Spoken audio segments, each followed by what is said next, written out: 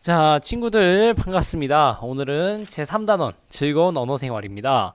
이 부분은 여러분들과 함께 담화의 개념과 특성 그리고 정확한 발음과 표기에 대해서 함께 배워보도록 하겠습니다.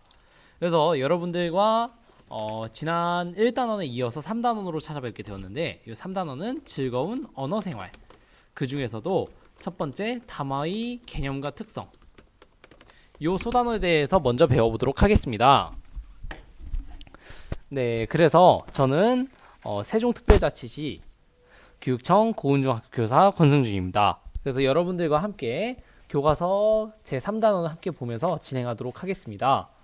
여러분들 교과서 116쪽을 보세요. 교과서 116쪽입니다.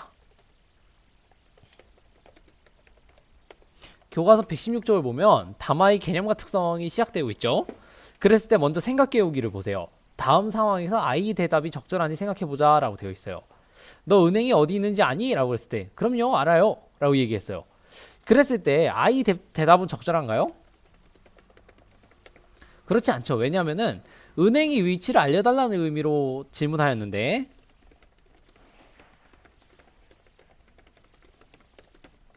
그랬는데 남학생의 질문에 대해서 이제 아이 대답은 단순히 은행의 위치를 알고 있다고만 말했어요. 그래서 따라서 이 대답은 아이 대답은 적절하지 않다라고 보시면 되겠습니다. 그러니까 이 남학생 같은 경우에는 은행의 위치를 질문한 거였는데 그 의도를 정확하게 파악하지 못한 거죠. 누가? 바로 아이가 그 남학생의 질문의 의도를 정확하게 파악하지 못해서 의사소통이 원활하게 이루어지지 못했죠. 의사소통이 원활하게 이루어지지 못했습니다. 자, 그래서 여러분들 같은 경우에는 이것과 같이 질문을 통해서 얻고자 하는 정보가 무엇이고, 그리고 이를 고려한 아이 대답이 적절한지 이런 것들을 생각해 보면 되겠습니다. 자, 그래서 116쪽 아래쪽을 보면 먼저 선생님이 첫 번째 질문을 제시해 볼게요. 담화를 구성하는 요소에는 어떤 것이 있을까요? 이게 첫 번째 질문이고, 두 번째 질문도 해보겠습니다.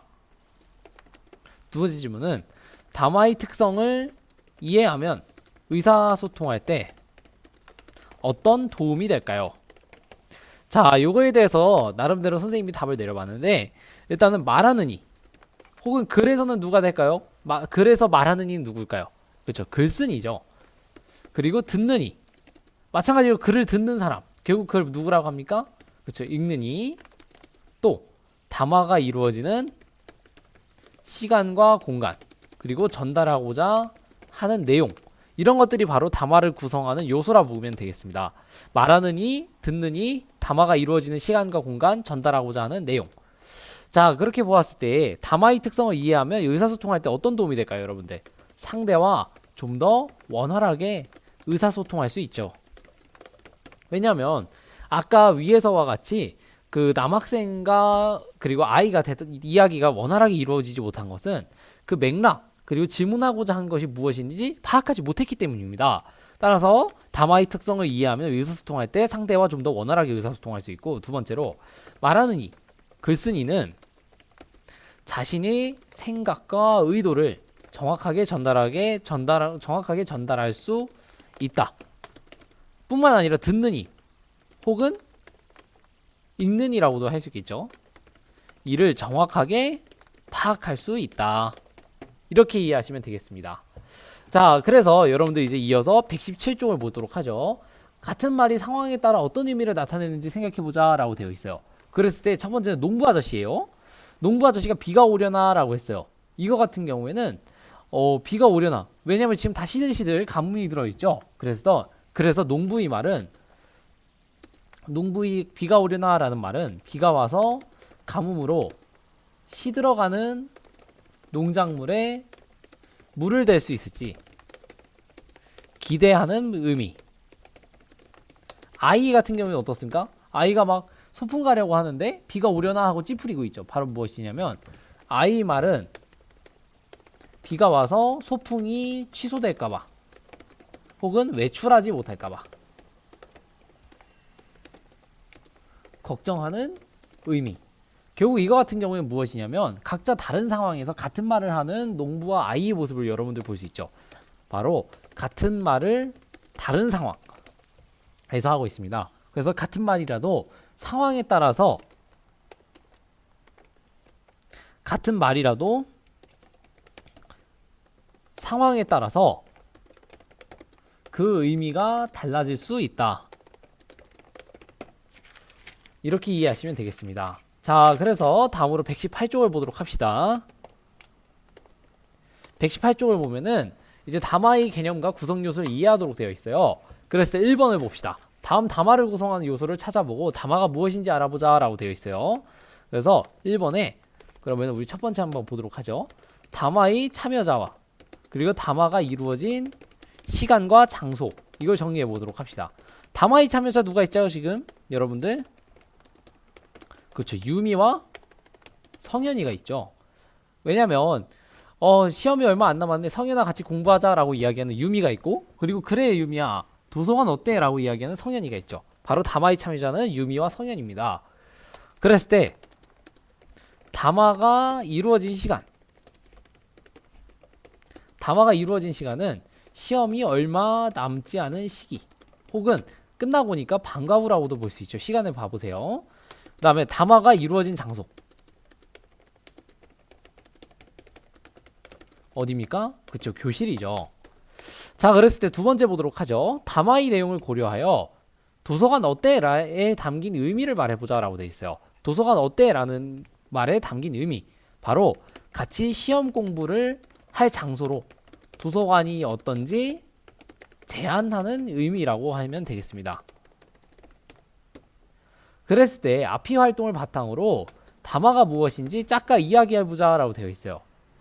자, 그래서 담화란 무엇이 모여서 이루어진 것일까? 라고 먼저 남학생이 질문했어요. 그랬을 때 담화는 생각을 표현하는 구체적인 문장들이 모여서 이루어진 언어 단위입니다. 그랬을 때 여학생들은 또 뭐라 그랬냐면 말하는 이와 듣는 이 외에 담화를 구성하는 요소에는 어떤 것이 있을까? 라고 얘기했어요. 바로 담화의 구성 요소. 담화의 구성 요소에는 어떤 것이 있을까? 즉 말하는 이, 듣는 이, 물론 앞에서 여러분들 얘기했듯이 이 말하는 이와 듣는 이 말고도 또 글쓰니 또는 읽는 이라고도 볼 수 있죠. 이건 글의 경우에 얘기할 수 있는 겁니다.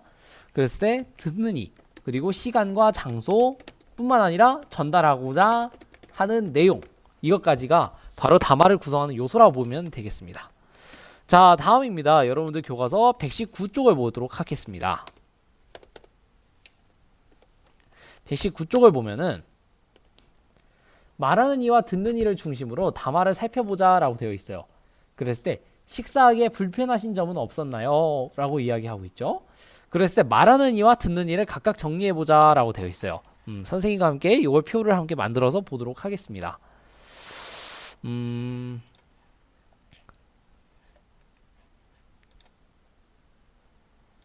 자, 이렇게 보았을 때 먼저 나로 보았을 때 말하는 이 같은 경우는 어떤가 보세요.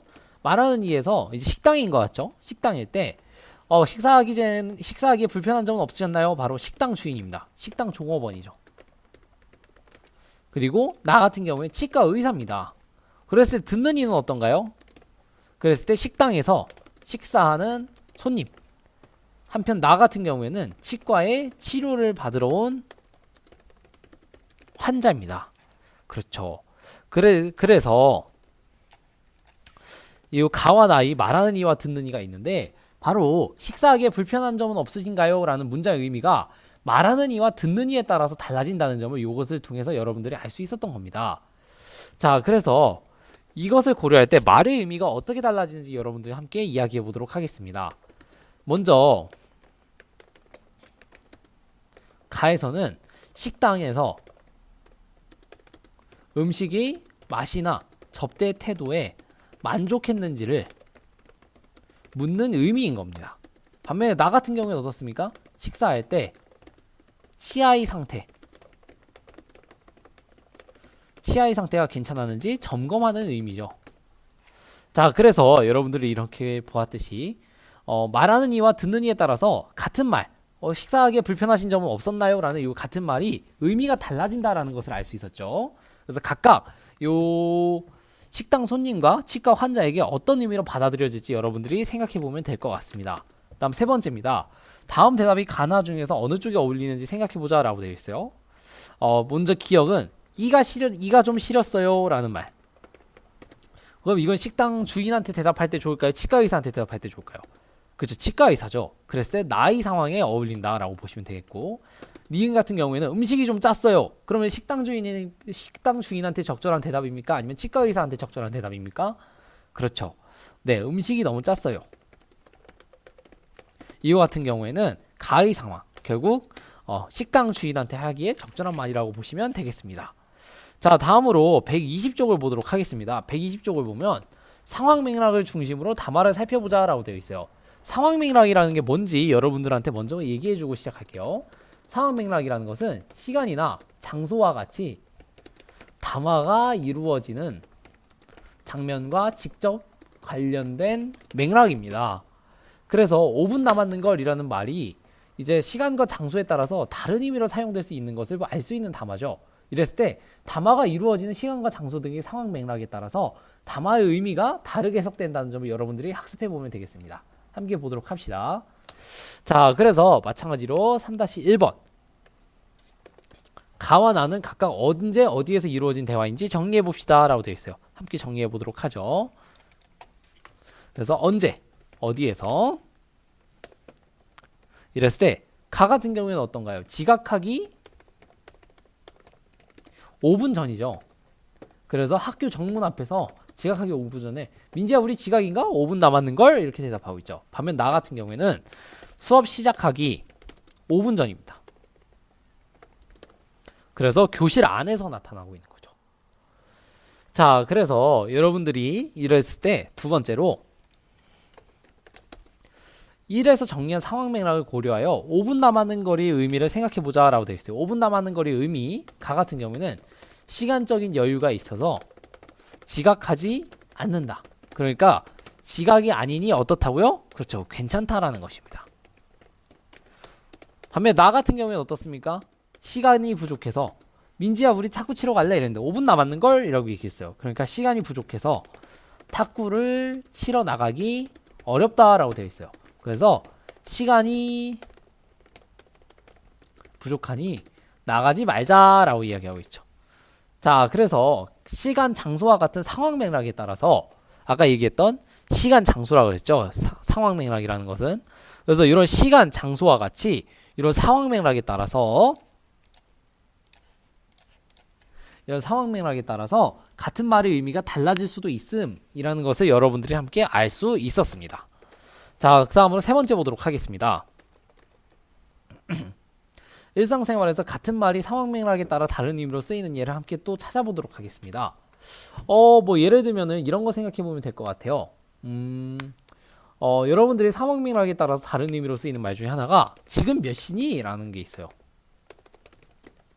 이랬을 때 여러분들이 시계가 안 보이네? 지금이 몇 시니? 지금 몇 시니? 이거 같은 경우에는 시간을 알려달라는 의미죠. 반면에 이런 경우도 생각해 볼 수 있어요. 이제야 집에 온 거야? 지금 몇 시니? 이거 같은 경우에는 늦게 온 아들을 꾸짖는 의미가 될 수 있죠. 즉 엄마가 둘 다 시계가 안 보이네? 지금 몇 시니? 라고 얘기했을 때랑 이제야 집에 온 거야? 지금 몇 시니? 라고 얘기했을 때랑 각각 그 의미가 다르다라고 볼 수 있습니다. 그래서 첫 번째 같은 경우에 시간을 알려달라는 의미, 두 번째로는 늦게 온 아들을 꾸짖는 의미죠. 바로 이와 같이 상황 맥락에 따라서 같은 말이라도 의미가 달라질 수 있다라고 여러분들이 이해하시면 되겠습니다. 이게 무엇이라고요? 그렇습니다. 상황 맥락입니다. 자, 그렇게 해서 여러분들 오늘 담화의 개념과 특성 1차시를 마쳤습니다. 그래서 여러분들이 이제 수행해줘야 할 과제에 대해서 선생님이 제시해 줄게요. 여러분들이 오늘 1차시 과제는 여러분들 함께 해보면 좋을 것 같아요. 이런 것들을 118쪽, 119쪽, 그 다음에 120쪽, 121쪽, 122쪽. 아니에요. 여러분들이 요거 같은 경우에는 다음 시간에 이어서 하면 될 것 같으니까 선생님이 다시 조정을 하겠습니다. 118쪽, 119쪽, 120쪽 여기 학습 활동을 여러분들이 자필로 수행해서 사진으로 학습활동을 자필로 수행해서 사진으로 찍어서 제출하시면 되겠습니다. 자, 그래서 이렇게 해서 여러분들 과제를 모두에게 알려주도록 하겠습니다. 자, 이것으로 해서 여러분들 수업 마치도록 하겠습니다.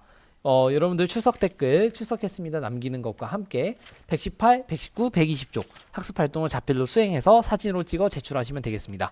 이것으로 수업을 마치도록 하겠습니다. 지금까지 대단원 세 번째 즐거운 언어생활 1차 시를 배웠던 세종특별자치시 교육청 고운중학교 교사 권승준입니다.